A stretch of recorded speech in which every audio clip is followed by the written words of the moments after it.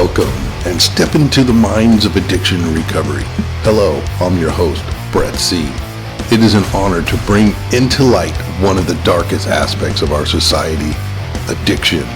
With 20 years of active addiction and 20 years of sobriety, I hope to bring together all listeners on a journey of inspiration and education. With my co-hosts Jared F. and Rich J., we will be sharing our experience, strength, and hope for all listeners to enjoy and have fun with. Now, F3 Recovery brings you the Super Sober Podcast. Welcome again to another podcast with the Super Sober Podcast, brought to you by F3 Recovery, podcast number 17. Thank you for listening and watching on YouTube. We're streaming on all platforms. We have another awesome guest here. He's been one that we've been wanting to get on here from the beginning as we made a list. Just thanks for joining in again. Wanted to let you know my name's Brett C. I'm your host. I'm an RN with a BSN. My sobriety date is 4/21/03. I've been working in hospitals in all floors, working with substance abuse for the last 10 years, helping people with this crazy, convoluted, unbelievable, deadly disease addiction. And then I'll be going over to our right and introducing our first guest, Mr. Jim Brillion. Go ahead and introduce yourself, Jim. Thanks for joining us. Good. It's good to be here. Thanks for the invite. Yeah. So my name's Jim Brillion. I'm a licensed marriage and family therapist, also a licensed professional clinical counselor. And I work in Orange County in Huntington Beach. Been doing telehealth since the pandemic started. You and I used to work together at a hospital in chemical dependency. I really miss those days, but since I've been doing private practice only, my practice has grown and kind of expanded in lots of different ways that I never expected it to.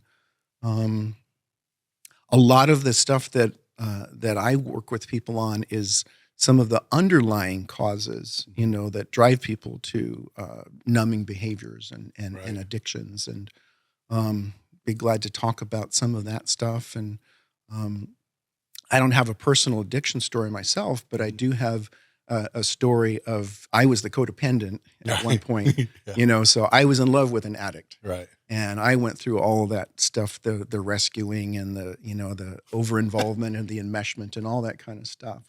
So I do know what it's like from that side. Mm-hmm. Yeah. Well, thanks for introducing yourself on that one, Jim. I can go into a lot of background story when we used to work together and all of that process. But before we get into it, we're going to take our first commercial break with our sponsor, and that's His House New Creation. They're a substance abuse treatment center. Glenn S. is the owner, and he was on podcast number 12. So we're just going to take a few seconds here and go to our sponsor, and we'll be right back with you. Welcome to the place where it all began, the 9th Street House. Our maiden journey into hope and recovery for His House New Creation treatment centers since 1994. Right next door, the 9th Street apartment building stands as a testament to our commitment to providing comfortable and safe spaces for recovery. And on the other side, nestled amidst nature's best, our Palm House offers a tranquil haven to begin the path to sobriety. You'll find 12 unique His House New Creation treatment centers across Southern California. Just as recovery encompasses inner and outer transformation, our facilities mirror this philosophy. The external beauty of our homes reflect the nurturing and healing environments you'll discover within.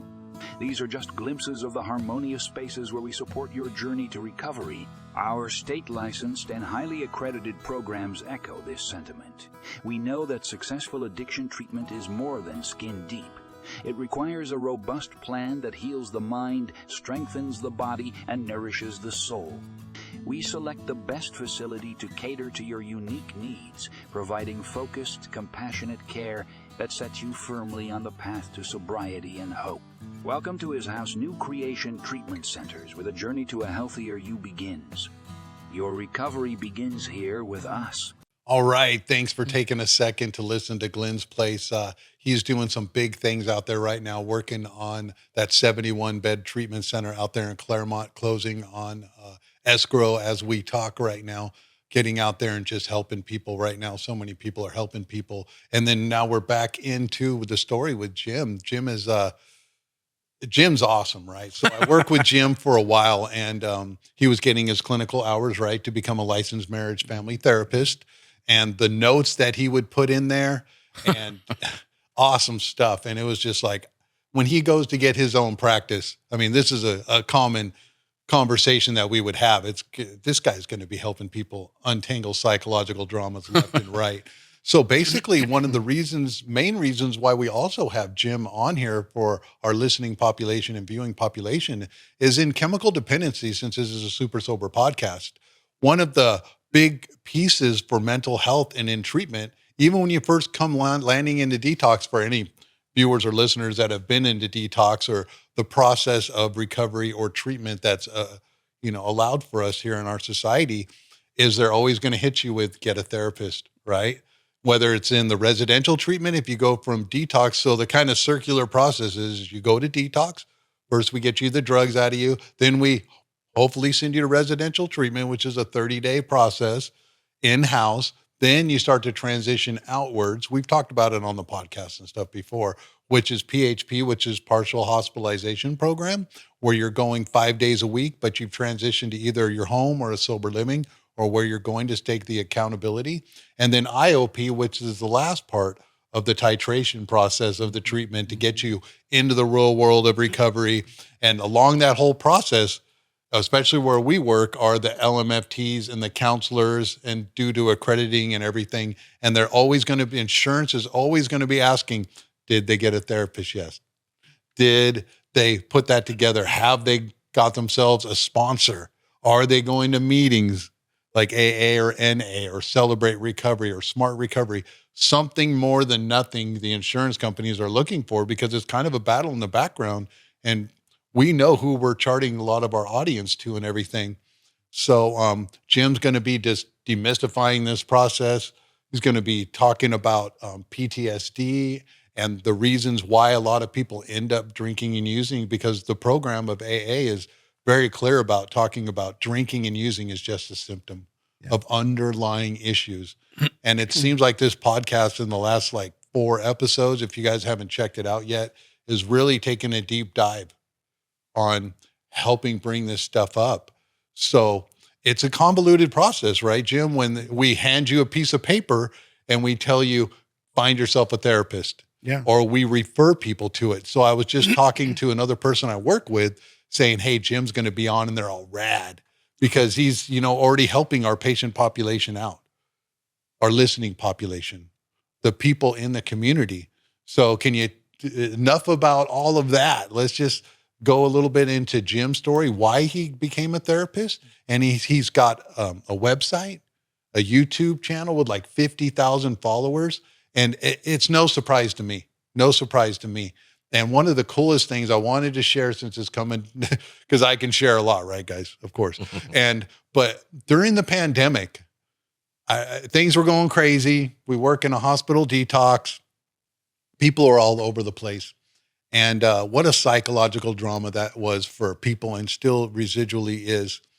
But Jim came to us because we'd have these insightful conversations, because talking with Jim and not having an insightful conversation is impossible. So he comes to me and he goes, you know what's most scary about this, Brett? And I'm like, what, Jim? Yeah. Lean into it. Tell me. He goes, that there's no common ground. And I'll never forget that when you told me that, because it was liberating. Because thus from that point on, I could see it. I was able to step back out at being a nurse, and then seeing everybody jump to these different camps of what is right and what's wrong or anything. I don't know if you remember telling me that, but it was wow, yeah, there is no common ground. There was no common camp where everybody could set their feet on and at least agree on one thing. And that was coming from a counseling therapist point of view. So anyways, so I just wanted to lean into that, and thank you for liberating my mind during the pandemic. And I know you probably don't understand how much that was helpful. I appreciate at that point, but I just sat back and then listened to everybody during the pandemic, whether it was physically, mentally, emotionally traumatizing, or however they were processing this whole process, that they weren't going to find anybody collaterally that was going to be on the same page at a certain point. They might find a couple people, but not in the whole spectrum of it. I really appreciate you saying that. And I think that is I think it's a problem in the culture that we're in right now, because we're losing sight of that common ground, that commonality, remembering that we're all in this together. Right. People are getting so driven into their camps, so to speak. And, Right. I mean, that's a whole nother podcast about, That's a whole nother how that happens, with social media and algorithms and all that kind of stuff. But recognizing the common humanity, I think, is crucial. Right. I'll talk about how I become a therapist, but first I wanted to kind of tap into what you're saying about that important process of stepping somebody down from detox, residential, outpatient, Yes. sober living. Because that point when a person is, maybe they've just finished their IOP, they're in sober living for a little while, they still have the training wheels, when they finally get back to their old place and their old friends and all that kind of stuff, people are often really tested. And, Yes, they are. and you need to have some structure, some accountability, some discipline. And at that point is when a lot of clients will start working on understanding what some of the underlying issues were that that drove them to drink or use in the first place. So as far as how I became a therapist, I think I had thought about going into psychology, years ago when I was like 20 years old. And for whatever reason, didn't think that I could do it. Nobody in my family had ever gone to college. Oh, wow. We didn't know anything about, like, how do you even apply for college? I just figured that wasn't something for me. And I worked in different lines of work for years, and it was really my own grief and my own trauma that led me to finally decide that I needed to do something to help people. And that was because I had an aging dad who was living on his own. Mom and dad had divorced years ago, and he came to the point where he couldn't live independently any longer. So had a number of conversations about bringing him down to live with me and my partner at the time. And I remember talking to him and saying, Dad, you can't keep living on your own. You're self-medicating, you're not taking care of yourself. You got to come live with David and I. And he was like, okay. And I was like, what? I thought you were going to give me a fight. Wait, that was easy. But it usually is a fight, though. Yeah. Of the losing the independence. Exactly. So that was smooth. Yeah. But long story short, he came to live with me, and there were some wonderful things that were happening as far as mom and dad getting closer. And but he lived with me for about 18 days before he was killed in a traffic accident. Well, my condolences. And thank you. How long ago was that? That was in 2000. Okay. Wow. Yeah. And needless to say, the bottom dropped out of my world. I found myself in a place of depression and hopelessness. Did everything I could to try to channel that grief into, getting a stop sign, put where that accident happened. Organizing community meetings, meeting with the police, all kinds of stuff. But I really was at a point in my life where the purpose and meaning that I had in my life had just evaporated overnight. And then just the grief of it all. And it was at that point that I got myself into therapy and started working with an individual therapist, started working with a men's group. And I remember I was in this men's group with a fabulous, at that time, she was probably an 80-year-old Freudian psychologist who was running this men's group. And was kind of bringing my stuff to the group and talking about how, I want to do something different with my life. I want to do something to help people. And I remember this psychologist saying, I've been doing this work for 60 years and I look Wow. forward to going to work every day. And a little light bulb went off. And I thought, you know what? This is time. It's the time, So Yeah. I went back to school and got my master's degree, did my Yeah. hours, got licensed, all that kind of How stuff. many hours is it now? It's to do that? 3,000 hours. Yeah. It's just mind blowing how many hours Yeah. It's a lot of work. is considered to do it. I know. It's a lot And of work. I was there watching you do a lot of those hours and work and everything too. And our condolences to you and your father. Thank you. But thus the beautiful things that have happened from such a tragic thing, as we see a lot of things flower in life that was so convoluted, tragic, becoming the fertile soil for where you are now. I mean, how awesome that is. I mean, maybe how many different lives have you saved from that stop sign there now? Well, I mean, I think that's, And thus forth on, right? And how many psychological entanglements have you been able to use as trauma to help so many people? well, it certainly helps me to relate to people. I know what it's like to grieve. I know what it's like to suffer, to struggle.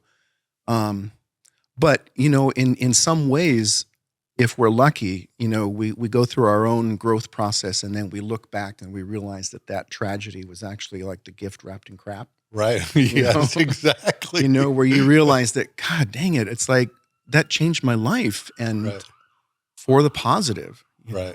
Then we have the sirens going by right there too. Maybe someone else's tragedy is becoming someone else's gift wrapped in crap right now. Right. Hope so.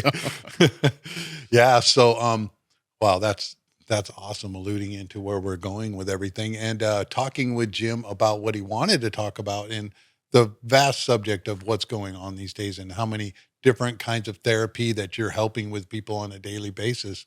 I mean, so Jim wanted to definitely touch on things that help our listening population, but basically our listening population that I'm finding out is a little bit of everybody. Yeah. It's not just addicts and alcoholics. It's a lot. What we work on doing here for F3 Recovery and the Super Sober podcast for the listeners and the viewers and everything is helping people fast forward the guide process to becoming their own heroes in their life and to stop looking at other people. Well, it's like, oh, well, that was good for you. Okay, you did that and everything. It's like, no, we're here helping in real time, in real situations, the people helping the people become better and to help. I mean, you have to reach out. Like, what did you do? You were in a point of pain. And what did you do? You actually followed some professionals, got in and started doing your healing journey. And here we are. Yeah. I mean, it's amazing. So go ahead and break down a little bit. There were some slides you wanted to talk about and some.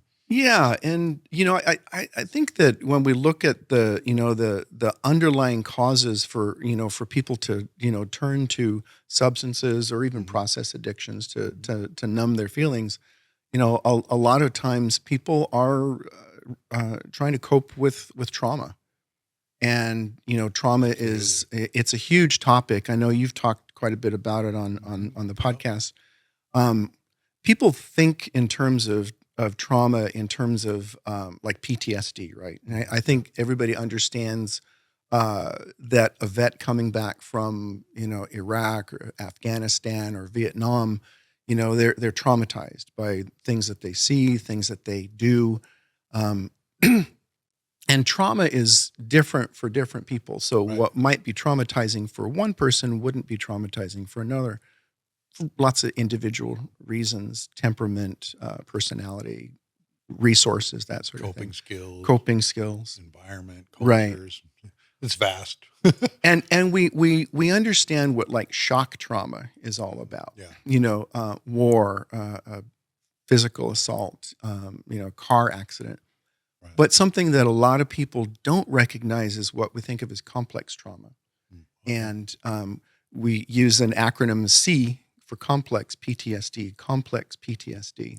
Okay, something I'm not familiar with. It's sort of like the trauma that we think about is like the capital T trauma, and complex trauma is the small t trauma.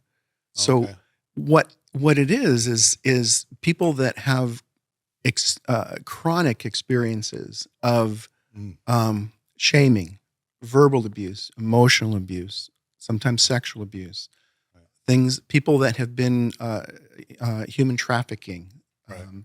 people that grow up in a war situation, people that grow up in really scary, dangerous places, or maybe people that grow up with parents that don't attune to them. Right. And that's a whole nother topic about attachment that we can talk about. But when you grow up in an environment where either one of your parents or maybe both your parents was an alcoholic or an addict, Right. or had their own mental illness, or maybe was a high spectrum narcissist, chronic invalidation and shaming experiences, when those happen over and over and over again, those are all the kinds of things that lead people to experience complex trauma. Right. And complex trauma, CPTSD, isn't yet in the DSM as far as a clinical diagnosis, although there's been a movement to get that into the DSM. Can you explain what the DSM is again? Oh, sure. So DSM is the Diagnostic Statistical Manual, and we're on version 5 right now. Yep. And what it is, it's sort of like it's a Bible, so to speak, of clinical diagnosis. Right. Unfortunately, I'm not a big, into diagnosing people with all kinds of things, but when you're working with insurance companies, you have to have a diagnosis. Right. The diagnosis code. They're Exactly. Always asking, it's like, why is that person in therapy? So we have to have some way of categorizing the symptoms that person's dealing with. So the DSM lists PTSD, as used to be an anxiety disorder. Now it's called a trauma disorder. Okay. Moving forward. Yeah. But excuse me. No problem. As far as I understand, the people that come up with these classifications for DSM, they didn't want to give complex trauma its own category because they figure that people that have complex trauma actually meet all the criteria for PTSD. Okay. Complex trauma is in the ICD-11, which is the international version of the DSM. Okay. The DSM is... So that's like a worldwide one? Exactly. Okay. Exactly. So the DSM is a North American version of that. Okay. So the DSM doesn't go over to Europe or anything like that. So they're on the international. I guess each one, this is like mind-blowing. It seems like in the medical field or for the body or psychological and everything, we could all get on the same page. Because being a medical professional on our end, it's like even each hospital has a certain level of electrolytes or even lab work. Right. And it's like, can we at least get all on the same page? Maybe for Right. once, but now I'm even mind blown on this process right here. Yeah. So, I mean, maybe I'm getting in the weeds, but I tend to do that. It's okay. But, you look at the, DSM is by the American Psychiatric or Psychological Association. And then there's international ones and all those, power plays and whatnot. Yeah. But there are some differences with people that have complex trauma. They meet many of the criteria of shock trauma. There are some specific differences, though, and I think when we start to peel back the layers of the onion, so to speak, and look at some of those underlying reasons that people end up in an addictive process, a lot of them struggle with complex trauma. It's chronic exposure to repeated traumatic experiences, not a single one. It's not like a single incident that happened, but there are multiple incidents of being shamed, being bullied, being chronically invalidated, maybe growing up with parents that don't attune to you, or maybe are, so wrapped up in their own world that they can't be there for you. And people that have chronic or complex trauma, they suffer emotional flashbacks. They may not have visual flashbacks like, you hear a vet might hear a car backfire and all of a sudden they see themselves, in the war. But somebody with complex trauma, they might be triggered by something and emotionally they have a flashback and they're overwhelmed with all those emotions, the fear, the shame, the guilt, the paralyzing, racing thoughts, all that sort of stuff. And it can be really overwhelming for people because part of dealing with complex trauma is recognizing that many times people don't know how to regulate their emotions. So if they have an emotional flashback, they don't know how to get out of it. And So that's where you come in. And a lot of all these coping tools we're talking teaching about. people skills, for how do you come out of an emotional flashback, So it's a process, but you learn how to name it to tame it. In other words, If you don't identify it, then Exactly. you don't know what's going on. I mean, that's huge in like addiction and other areas. It's like, at least we know what our issue is. And then now we're going to give this set of coping skills and everything. And it's like a whole community. Yeah. It's very Can I powerful like that. interject a question Yeah, really sure. quick? So I found when you talk about that, and it's interesting how you name it, because I've had issues in my life where you've gone through some traumatic thing, Yeah. and maybe you don't think it's trauma at the time, especially for men. We tend to bury things, right? And something will come up that time of year, whether it's the same smell or something like that, and these feelings will overcome you. But here's the interesting thing. You don't realize this is what you're dealing with. And so what happens is this starts to impact your decision making in your everyday life and how you deal with people, your moods and all of that. And usually it'll take me 2 or 3 days to realize, hey, I'm sort of going through this thing. Have you found that to be the case with some of the patients that you've dealt with? Yeah, absolutely. Absolutely. A lot of times we don't recognize things as trauma, but that's a classic example of being triggered by something and kind of being hit with overwhelming emotions that you don't know, where's this coming from? Why is this happening? It's And been normalized. exactly. It's Exactly. just something that I've always been on this negative feedback loop Yeah. with. And whatever it takes me 3 days or a week to get through, maybe they never even get through it. It's just a part of them. Yeah. Right. So I think that's a great question, and I think that's one of the reasons that when we can name something, we can tame it. When you just call it out and you say, "Oh, I'm having an emotional flashback," Yes. that's what's happening. Instead of, "Oh my God, I'm freaking out. I don't know what's wrong. I can't." That's not what's happening. What's happening is I'm having an emotional flashback. Even just naming it brings it up from an emotional level to a cognitive level. Absolutely, yeah. So now that I know that that's what's happening. Now I can learn some things that I can do. Okay, I can pause and I can tell myself, I'm okay in the present moment. Right. Yeah. I'm actually safe. I'm okay. The world's not ending. Feels like it. Yeah, it feels like it. But feelings aren't facts, Right. And just because it feels like everything's falling apart, that doesn't mean that it actually is. Usually. And then you can go through different levels of self-soothing. Mhm. The hard part is that many people with complex trauma never learned how to soothe themselves. Right. They may not have had parents who could teach them that, because that's where we learn that. Because there are a lot of generational passed down Exactly. trauma. Exactly. So if you have parents that can't cope with their own emotions, how are they going to teach you to cope with yours? They can't. No. So you can see, through the heart of compassion, how intergenerational trauma is just passed on from one generation to the next to the next. Yes. Until somebody in some generation has the Yes. courage to stand up and say, I'm not going to do this anymore. Right.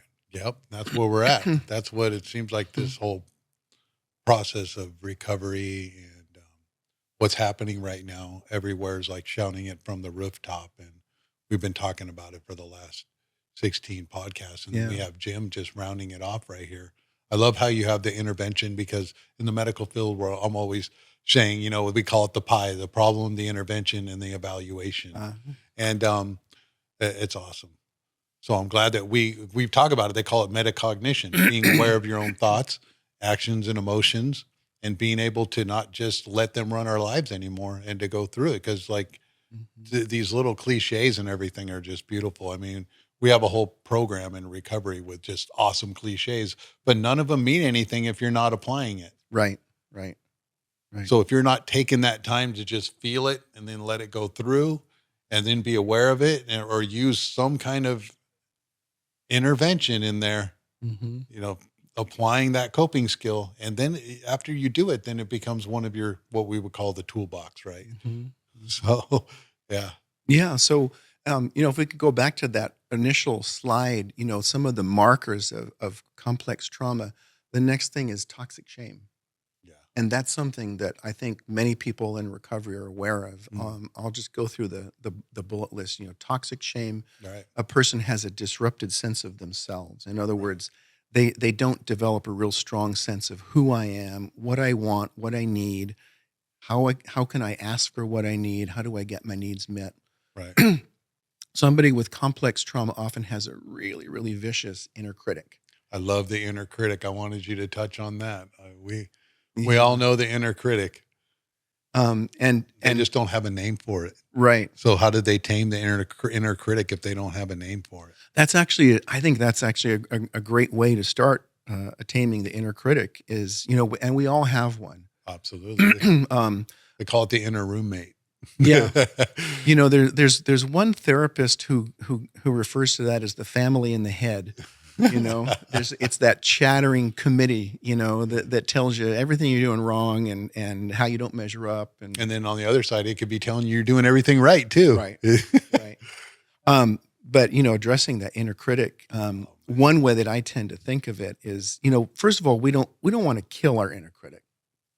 We don't want to, get rid of it and chop it up and bury it in the backyard, because it developed originally in lots of ways to help us. It might have developed originally to keep you from getting shamed one more time, to keep you from you learn how to hide and shrink so you don't get beat one more time, or so you don't embarrass yourself in public one more time. So at one point it was helping us, right? Yeah. But now it's not. So they don't teach us how to use it or deal with it or that it's even there. One way I think can be helpful is to think in terms of externalizing it. In other words, instead of thinking about it as just an internal part of me, it's actually part of the anti-self system, and I think People's minds are frying right now. if you think about it, here's this inner critic that, it wasn't always there. And if you go back to the origins, you find that in most cases, it's not even my voice in the first place. It's a composite of lots of different people's voices. My dad's in there and my, all those different voices. That's so bad. So it's not really my voice. Right. It's other people's critical voices that I've internalized. It's a narrator in your life, in your mind. Exactly. But I think when you can start to think of it as something outside of yourself that's attacking you, then you can have more power over it. Right. And sometimes coming up with a name for it. When I was working with teens, I had a young lady I was working with, and she named her inner critic the Gobble Monster. Yeah, there you go. Because it's like when that inner critic starts talking, it wants to tear me apart, And if you can think about it as something outside of yourself that's working against you, then you can start to talk back to it and kind of put it back in its place, so to speak. Thought redirection. Yeah. A lot of different coping skills with that. That's awesome. But, with complex trauma, people deal with toxic shame. And toxic shame is something that, the great John Bradshaw talked about this and wrote about this back in the 70s, healing toxic shame. And toxic shame is shame that has been chronic, that you've internalized also. So it's not just that I did something bad, but I'm bad, Right. And it starts to shape every aspect of your life, how you think about yourself. Right. So those are some of the different layers of recovery work, and it's a process, It just feels like at the beginning of it, we keep talking about it. And that's why we bring on professionals like you and professionals like me and all the other doctors on this podcast and so many other podcasts too. We're not the only one doing it. Sure. There's so much inspiration out there to just like ease the process a little bit. I know it's overwhelming to think about so much of this, but we're not asking anybody to unwind everything in one process. Right. That's why they can reach out to you or us or email us, and we can guide you through it a little bit at a time. And as soon as it kind of starts to untangle a little bit, it just becomes so much more easier. Yeah. And including one of a really good coping skill, and then evaluating that and coming through and just finally letting yourself off the hook for the first time for a lot of people is so relieving. because like Solomon was saying, we don't realize what's actually happening sometimes. We don't realize the ways that my nervous system has adapted, that my thought processes, my moods, and under this topic of complex trauma, when you grow up like this, there are developmental arrests that people have. And what happens is people don't they don't meet some of those critical developmental tasks in their life, like learning how to regulate your emotions. That's a big one for people with complex trauma. The part about learning how to soothe yourself, how to take care of yourself, how when you feel really angry, what do I do with that? Yeah, let's go through a couple of the interventions on some soothing. So this is like a process. How long does it take for you? I know we're kind of maybe getting off topic, but as a therapist, so someone calls up you and says, "Hey, I heard you're a great therapist." How quick do you get them into the intervention process Mm. of getting them to a diagnosis, of coming out of it after we pulled the drugs out of them and they're going through it, or even just anybody calling you up? How quick do you get them into interventions and evaluating things? It's a good question, and it's different for everybody. And there, I might work with a client for some period of time and not actually realize that, oh, we never actually talked about, your mom had the same kind of issues, and so did her mom, and this is an Right. intergenerational thing. So that's why taking a good family history, life Yeah. history, is important. I know you're amazing at that. But thank you. As far as interventions, I like to help introduce people to those things right away. As far as just, I think if you can learn one thing that you can help to regulate your nervous system with your breath, Right. I think We've talked a lot about you've breath gone a work. long Yeah. way. Learning that you can use your breath to engage the relaxation response Right. can get you out of the fight, flight, freeze response. And that's what we're all about here with that. Yeah. The F3 recovery. So, our in-breath energizes our body, Mhm. and our out-breath relaxes our body. Mm. So if you recognize that if I were to do some just paced breathing and make my out-breath longer than my in-breath, Mhm. you can actually turn on the relaxation response. So It's all right there. it's deceptively simple. I know it's it's too simple. Can it be that simple? I was just doing that Yeah. when we were down there. I was waiting for you to use the restroom or whatever. Anytime I do it, especially when I'm going into work, it's a high stress environment. You can just feel it sometimes just going into a hospital. And I thought I was okay at points, but I'll work on taking 10 deep breaths as I'm coming down the street, take a left on this highway that takes me straight to the hospital. And that took me years to get to that point to realize that. But I can do it now. I'm to a point to where I'm leveled out that all I have to do is take 2 or 3 deep breaths and I'll recenter myself. Yeah. So it takes a while, right? It's like the highs and lows are no longer there. Now I can keep myself going like this, just this medium point. If I start going too high, I can breathe it down this way. Mhm. If I start going too low, I can recenter myself. It's what a simple intervention that anybody can Yeah. do as they go through the day. Like when I'm teaching patients like how to breathe, it just seems it's just right there inside of us. Yeah. And there's a whole biology behind it. It's deceptively simple, but it's not always easy, because No. if you're dysregulated, what was I supposed to do? What was I supposed to do? Right. You don't remember, Right. know. That's why I always like to say, this isn't something that you just reactive. We're working on doing proactive stuff. So when you first wake up, it's upon awakening in our program. We're so blessed to have that in step 11 and 85 through 89 that when I start teaching people in recovery and things, it's like, let's breathe into the day and then pause. Even if everything's fine, we're talking about being proactive instead of reactive. Mhm. And then with practice, because how do you practice it? You have to practice this, because how are you going to snap into it if you haven't pre-practiced into real time? Yeah. The more you practice it, the more it becomes sort of like second nature. Yeah. It's like learning a new language. I find that it's important to align your intention and your attention with this. I think that's an Yeah. important aspect of creating any kind of change in your life. If your intention right now, what do I want right now, is to relax, but my attention is on all of the thoughts that are making me crazy and anxious, those things aren't aligned, and you're not going to create that relaxation. Right. So that's why paced breathing can be helpful, because if you can close your eyes and focus your attention on your breath, or maybe counting 1, 2, 3, 4, 1, 2, 3, 4, Right. 5, 6, 7, then your attention's on your breath and the counting, and it's not on the chatter that's Right. happening. And it'll And channel it you can out. start to calm down. Because we all have something that we call the default mode networks, Mm. and is that something you guys have been familiar with, or default mode networks?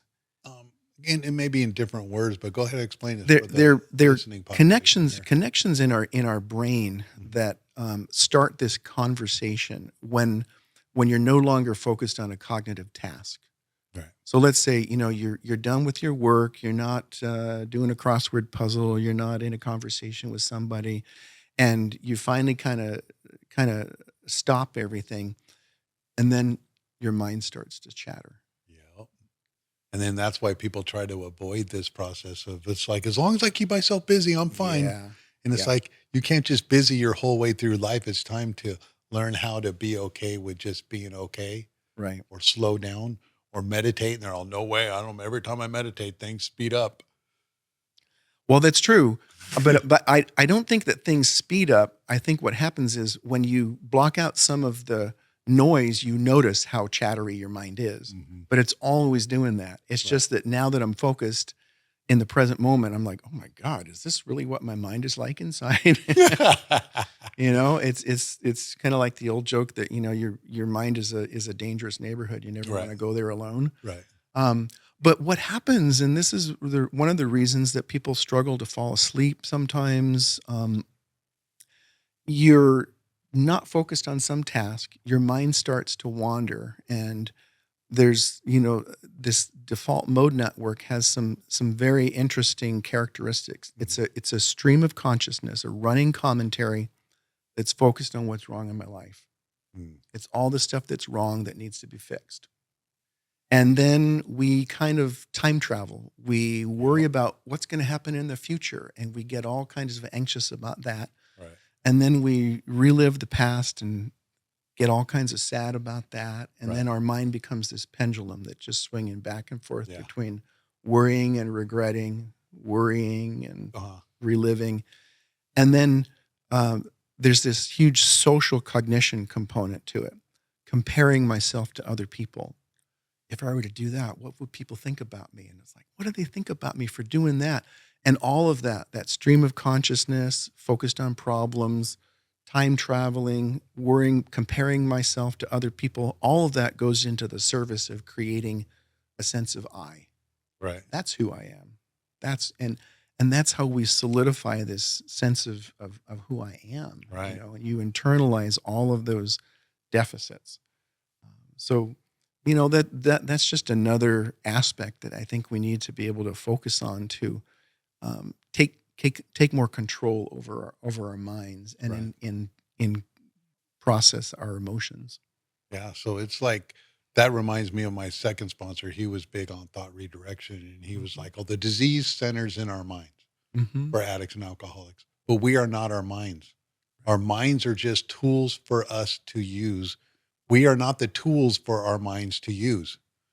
And that was like liberating for me. He was all, Brett, you're a pretty smart guy. Maybe you can digest this right now in early recovery. And that was my second sponsor. And it's like, that like liberated me. And it was like, I'm not the tool for my mind to use. My mind is just a tool, but they don't teach us how to use our minds. Right. And that's a whole nother topic right there. Why don't they teach us how to use the most complex biological computer on the planet? And it's like, when you go through that, we know that anxiety lives in the past, right? I mean, anxiety lives in the future. Depression lives in the past, right? That's right. And it's like, so either when I'm suffering my memory or my imagination, So that's like big with like one of the mystics of India, Sadhguru, would talk and break that down. I don't know if you're familiar with him. He's also, when I'm in a state of anxiety, right, I'm suffering my imagination. You're suffering something that hasn't even happened yet in the future. You're borrowing So I'm- trouble from the future. Yeah, borrowing it. Yeah. And then when I'm suffering in depression or my past, I'm suffering my memory. The two most important things that make us who we are with our brain is our memory and our imagination. It's the two most important facilities of our brains, that we have this memory and imagination, and we've learned how to suffer both of them with unbelievable repercussions in our society. Yeah. So it's like what I see a lot of the slides and everything, it's like moving paranoia into pronoia. If I spend as much time suffering my imagination, I can spend enough time being positive, imagining things. And I can also spend enough time using my memory in a positive fashion. But that's where we're talking about the default programming thing. So Yeah. how long have I been working on that? But it's great to know all that, but it's another thing to practice it and to be aware of it and Absolutely. to name it. And it's like those kind of things. If it wasn't for my second sponsor liberating me from myself like that, and the inner roommate in my mind and how the disease centers there, and then talking about it in so many different ways that people, it's nothing new. You were talking about somebody from the 70s who had the name and tame of it back then. And we're still talking about it in 2024. Well, it's a really important thing that you're pointing to, and I think it's that we're not just our thoughts, Right. but the more we identify with our thoughts, Right. the more rigid and black and white we get. Right. And that identification with all of our thoughts is what creates this, this polarity. And we're just like pulled in. We're like in the middle of this polarity and just getting. Yeah. How many different ways could we metaphorically put it? I hope everybody's getting a good deep dive of at least putting the visual in their mind of what we're talking about. People that study the brain tell us that we might have 30 to 40,000 thoughts in a day. Right. And our thoughts can range from, I wonder what's for lunch. Hamburger sounds good. I wonder what she meant by that. It's like, what time am I supposed to be there? It's like, our minds they pop into all. But if you latch on to any one of those thoughts, it can carry you down some stream, and you could either latch on to a problem-saturated thought, or a hopeful thought, or grace-filled thought, and that's what leads us into getting all caught up in our mind into this process of rumination. Right. Repetitive, unproductive, negative thinking. And that's when I think people can learn some practical tools to, when you find yourself ruminating. I like the acronym RUN, RUN. It's repetitive. It's the same kind of looping thoughts again and again and again and again. It's unproductive. It's not going anywhere, and it's all negative. Right. That's very different from problem-solving thinking, which is open, curious, creative, right? So when you recognize, oh my God, my mind's running with me, that's when you can decide that I'm going to shift into something more positive. Yeah. It doesn't mean just toxic positivity, just think unicorns and rainbows, but you could shift into gratitude. Gratitude. Think of something that I have to feel grateful for, and you can start to take more control over your mind. Yeah, that's awesome. I call it putting your defeat on repeat, the negative feedback loop that we get on, and how do we start circling that forward?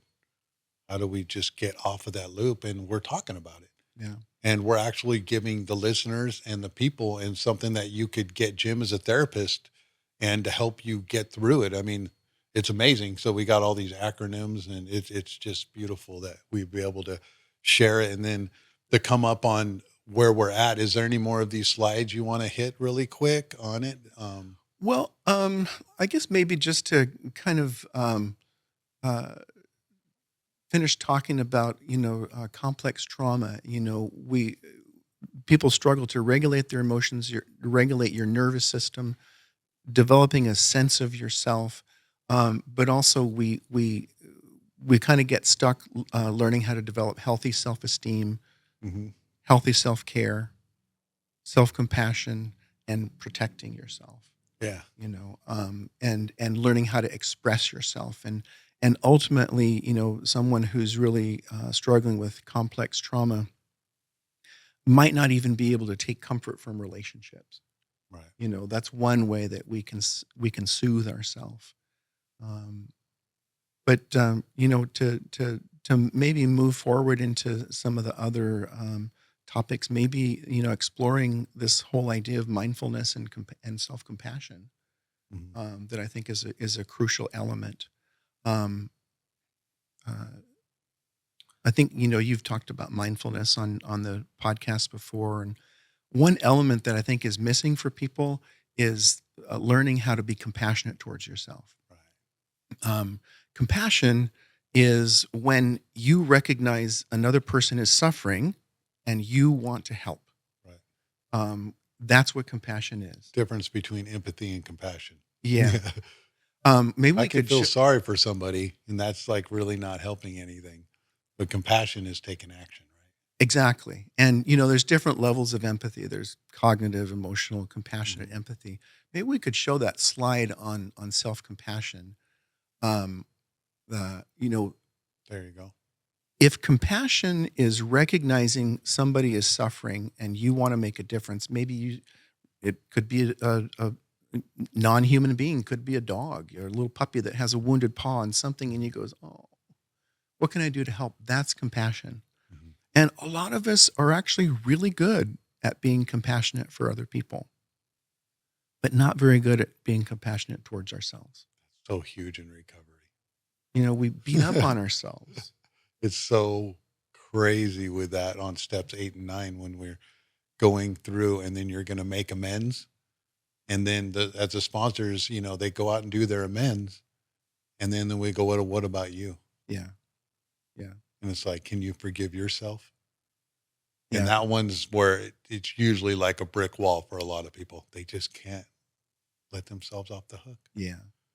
It's huge. And I think that's one reason that like the 4th step is really it's a really difficult process for a lot of people because they get immersed in shame, Yep. and they can't pull themselves out of it. But if compassion is recognizing suffering, then compassion for yourself starts with recognizing your own suffering. Right. By recognizing how hard this is. Like, oh my God, this is really tough. And, we've been trained in lots of ways to just pretend, to push aside our pain. Muscle through this over there. Suck it. Compartmentalize it. Suck it up, quit complaining.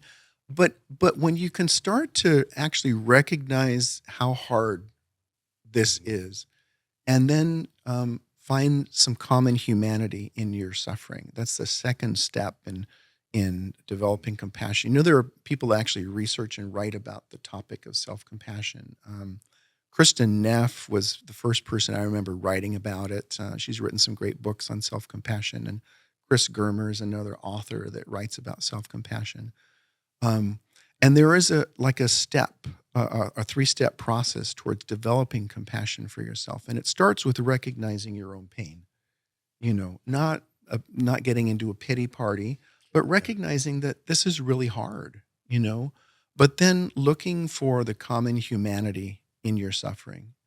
In other words, I am not the only person that struggles this way. No. I'm not the only person that, fell prey to, numbing behaviors that turned into this monster of addiction. Yeah. I'm not the only person. And when you can do that, you kind of give your suffering, your pain, a bigger container, so to speak. Okay. It's sort of like if It's a you great had, visual. if you had a little Now bottle we're of water, diluting it, right?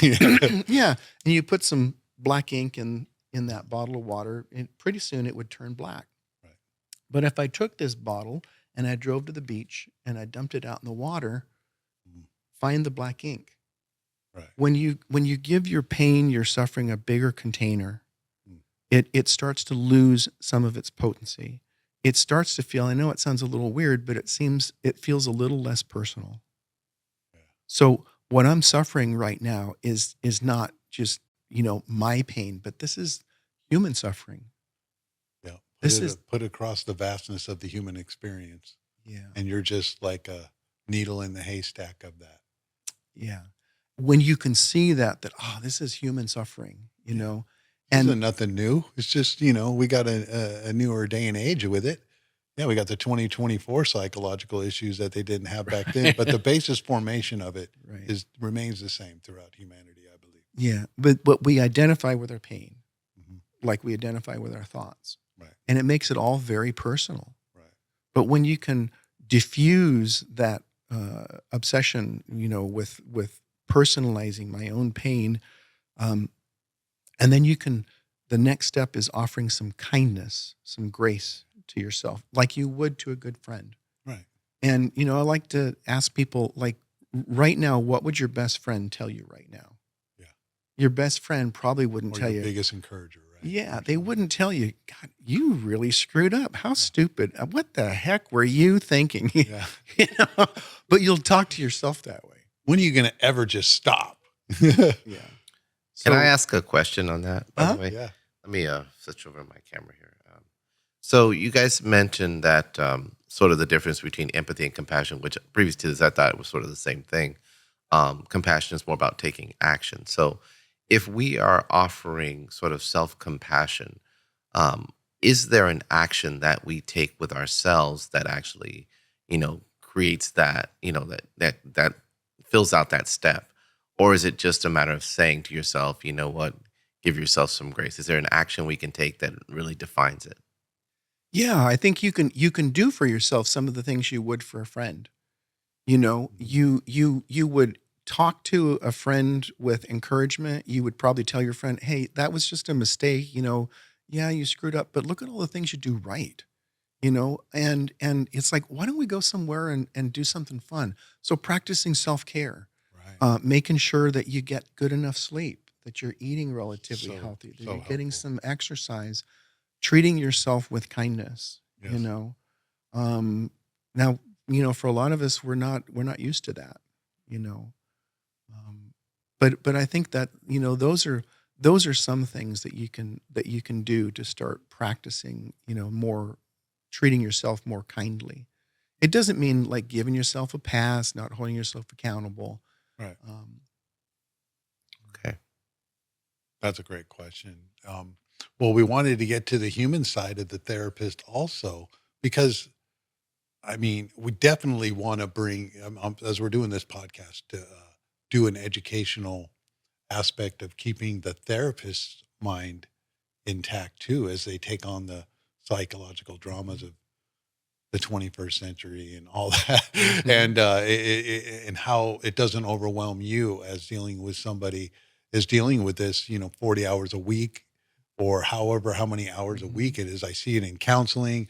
I see it in the mental health area. I see it across the board with the professionals, police, doctors, everybody dealing with everybody in these different areas of unhealed traumas or mhm, complex traumas. And one of the mhm. questions we wanted to do here, um, you got a second to think about it. Let's ask a few therapist questions. What are the most important traits for a therapist to have? What do you think, Jim? I think first of all, you have to do your own work. Wow. Yeah. You have to do your own work. Yeah, you can't just transmit something you don't have. That's right. And that means that, if you've struggled with depression, anxiety, maybe addictions yourself, or maybe you tend to project, you got to do your own therapy, and you got to Yeah. look at your own stuff. Instead of just telling people what to do, but you've actually applied it. Right. Yeah. So I think that's really crucial, and it's one of the reasons that I'm so grateful to the program that I went through at Cal Mhm. State Fullerton, because Okay. the professors in the program there was such a great they're such great people, but they made us do reflection papers on every class that we had. How Oh, does this all apply to my life? yeah. And they didn't force us to do therapy, but I think any therapist who hasn't been in long-term therapy themselves is Mm. you know you need to do that. You need to be aware. because you have to recognize when you might be projecting something onto another person, Oh, wow. or getting triggered into some parallel process. Mm, It's like my client is going through something that I've been through, and then you start feeling your feelings instead of their feelings. right. You Yeah. know, That's a process of like going through the steps yeah. to have been through it. And it's it just takes me on to another question for our listening population. So, how not being an active addict or have substance abuse issues yourself, because so many people in the community of addiction and stuff, I see it a lot at work, and I know you have too. They'll ask you if you're an addict or an alcoholic, and then thus, if you don't say yes, you haven't actually been there. So Yeah. it shuts off in their mind. But Yeah. that's just not true because I work with so many great people, including yourself Mhm. and other counselors and everything that aren't addicts, but have chose to work with this patient population or listening population or addicts in the general in community and are so great at it. Yeah. And they either have a lot of personal experience dealing with it, like we were sharing before, or actually working with it because you can't be in our society and it's very rare that we run across anybody that doesn't have a family member or know somebody that's actually in active addiction or dealing with that process. So how would you deal with that when a client comes to you and says, oh, well, maybe I should get a different therapist because you are not an active addict or alcoholic at one point? Well, I think that's black and white thinking, Right. Mhm. but if they're more comfortable working with a drug and alcohol counselor or somebody that is in recovery, that's their personal choice. But I don't have to have schizophrenia in order to work with somebody with schizophrenia. Yeah, right. I don't need to have borderline personality disorder in order to understand what that is like, and um, but the client has to have a level of comfort with Right. the therapist. Um, Well, let's go to the ending part here because we're basically done. So how easy can someone go from zero to becoming a patient or a client of Jim Breon? Because he's got his website, guys. We can put it up there. He's got a YouTube page, so you can already get super familiar with Jim. You can go to YouTube. He's got up to 50,000 followers on YouTube. He does a lot of weekly podcast, little quick snippets and reels to get you more familiarized with how he does it, which I think are great. They'll come up on my feed and it's like, hey, Jim, and what do you think about this? And he'll break it down and make it so relatable, so quick. And are you covered under insurance? How easy is it for them? Are you on the list mostly when we give it to our people to make calls? I do get referrals from time to time from the hospital. You can go to my website, Oh, jimbreon.com. yep, it's right there on the. You Yeah, can yeah. email me, and if I have openings in my schedule, we can schedule a consultation Right. and explore whether this is a good fit or not. I don't take insurance, but for a lot of clients that have like a PPO type plan, Mhm, that means that you should have out of network benefits. mhm, So I could give you an invoice that we call a super bill. So mhm. you could turn that in and be reimbursed from your insurance company for fees. Okay.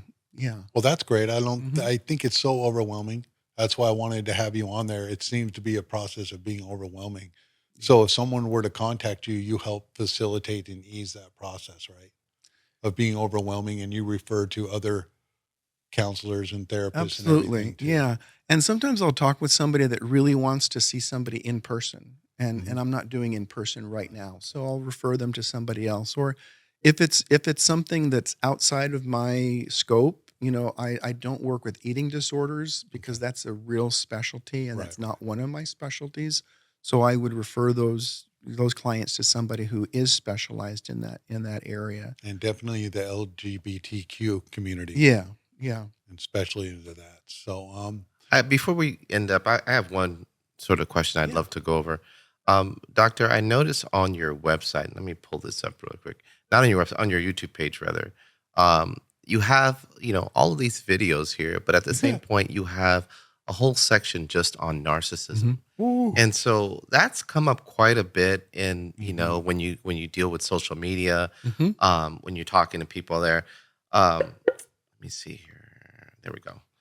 Okay, so I wanted to ask you if you could define two things. One is define narcissism, because so many people Hmm. throw that word around. They don't know what it means. And the other is to define the word that's commonly used with that, which is toxic.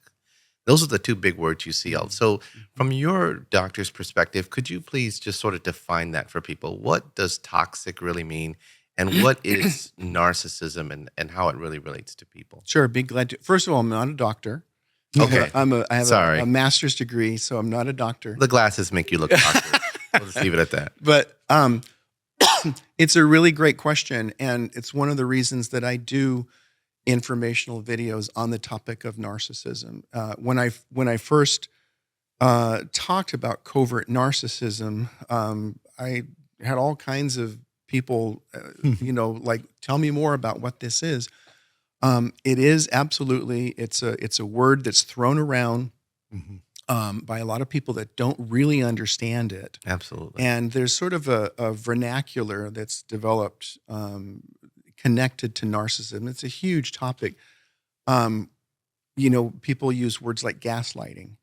And gaslighting is a real thing. Gaslighting is something that narcissists do. A narcissist, now, first of all, it's how long have we got? Oh, just Yeah, see, that's why we this didn't time kinda is on talk me. about it, Just but just go for a little bit. Yeah, no problem. Go Narcissism for it. is a spectrum for one thing. At the low end of the spectrum is somebody that is so fearful of speaking up for their needs that there's sort of there's actually a term that we use sometimes called an egoist. They don't speak up and ask for what they need. At the far end of the spectrum is somebody with narcissistic personality disorder, where all of those narcissistic traits are so pervasive in their life that they happen in every form of every part of their life. And along the spectrum, you've got healthy narcissism, which is something that children develop when they're around 2 years old, where they start standing up for themselves Mhm. and they learn words like me, mine, I, and Yeah. no. Mhm. And then hopefully they also learn in the next developmental stage that everyone else has needs too, and I'm no better or less than anyone else. Right. But people fall along a spectrum, and there are people that are very high on the spectrum, and frankly, I think our culture breeds narcissism. Yep. And the DSM tells us that it's 1 to 6% of the population. But this is a population that never seeks therapy because they don't think anything's wrong with them. Right. Everyone else is the problem.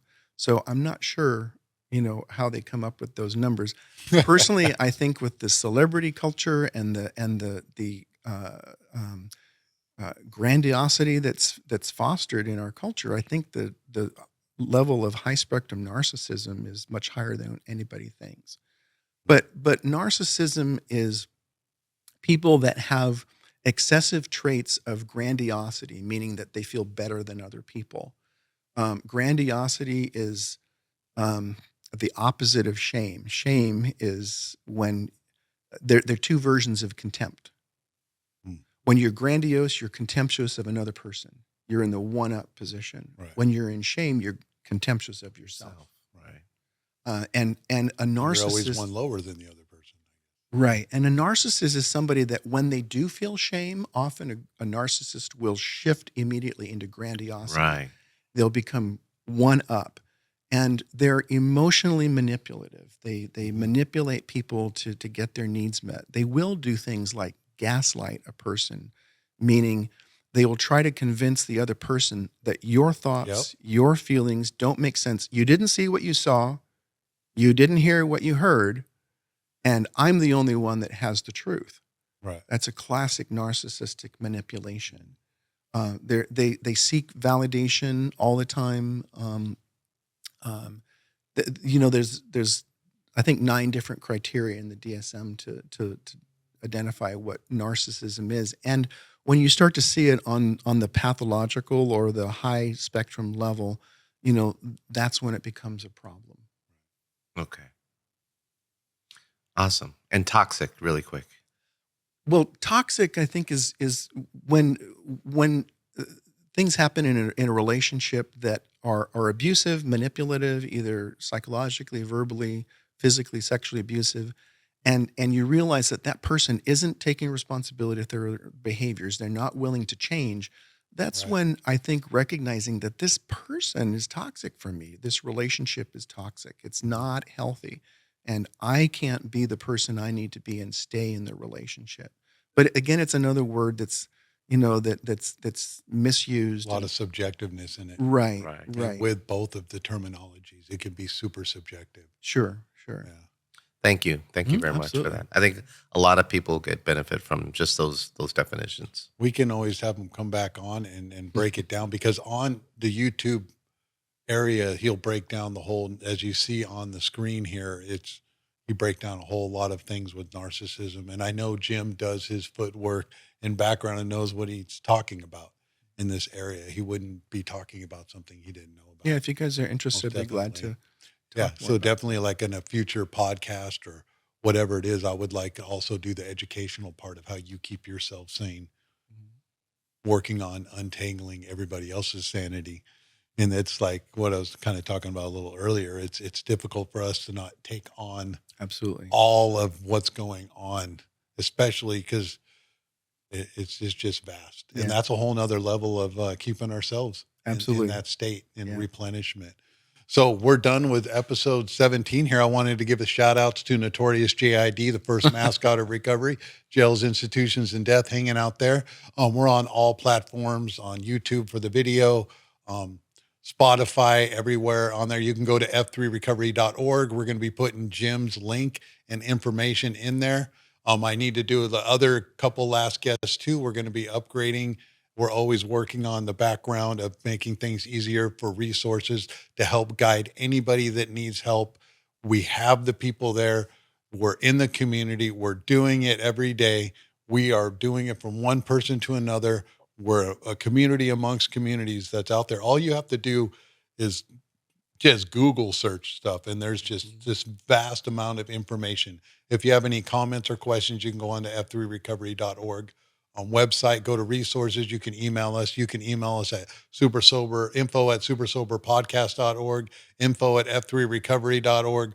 All of these areas is just a community growing. We want to help as we've been guided.